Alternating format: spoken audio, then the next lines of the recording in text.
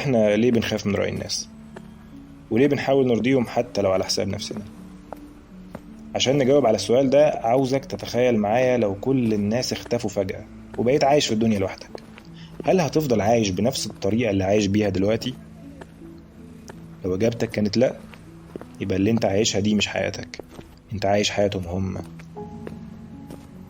اغلب الناس اللي بتواجه مشاكل نفسية ما بيكونوش متضايقين عشان حاجات حصلت لهم فعلا، هما بيكونوا متضايقين من رأي الناس فيهم. فلان خايف يقول رأيه بصراحة عشان محدش يحكم عليه أو يشوفه بنظرة مش كويسة، وفلان خايف يجرب حاجة جديدة عشان الناس ممكن تفتكره فاشل لو ما قدرش يحقق نجاح، وفلان خايف يلبس لبس مختلف عشان الناس ما تقولش عليه غريب.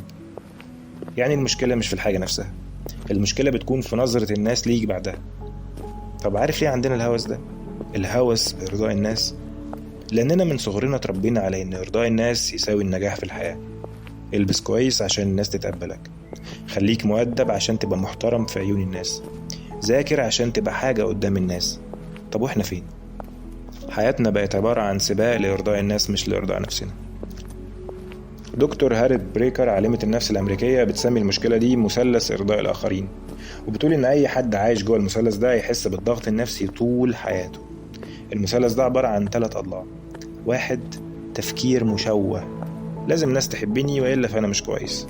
2. سلوك قهري، لازم أعمل اللي يرضيهم حتى لو كان ضد مصلحتي.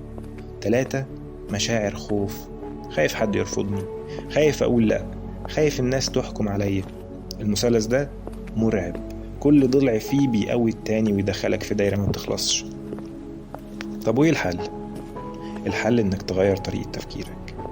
افهم إن مستحيل ترضي كل الناس، وإن كل ما تحاول ترضيهم أكتر كل ما يقل تقديرهم ليك أكتر، وإن حب الناس ليك لازم يكون على حقيقتك مش على نسخة مزيفة منك. تخيل مثلا إنك قاعد في أوضة وفي 100 شخص برا الأوضة بيتكلموا عنك، 50 منهم بيحبوك و50 مش طايقينك. لو قضيت حياتك تحاول ترضي اللي مش بيحبوك، في الآخر هتخسر نفسك وهتخسر اللي بيحبوك كمان. فليه تهتم أصلا؟ في ناس حاطة لنفسها قواعد محدش فرضها عليهم، هم فرضوها على نفسهم.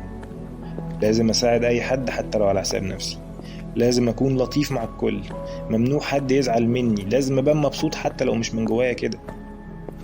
لو مقتنع بالكلام ده فأنت بتستهلك نفسك عشان ترضي غيرك. في الآخر محدش هيقدر ده، لأنك أنت نفسك مش مقدر ذاتك. الحل مش في إنك تبقى أناني ولا إنك تعيش عبد لرأي الناس، الحل في التوازن. قول تمام لما تكون قادر تساعد، وقول لأ لما يكون ده ضد مصلحتك. مش مطلوب منك تحل مشاكل الناس كلها، اهتم بنفسك الأول عشان تعرف تهتم بغيرك. مش كل الناس هتحبك ولا كل الناس هتكرهك، فخليك متصالح مع نفسك. لو حد خذلك ما تلومش نفسك، هو اللي غلطان مش انت. ما تحطش توقعات مش واقعية، وعيش حياتك لنفسك مش لحد تاني. لو فضلت تهتم برأي الناس عمرك ما هتقدر تعيش. كل ما تحاول ترضيهم كل ما روحك بهتت أكتر. فاسأل نفسك النهاردة، أنا عايش للناس ولا لنفسي؟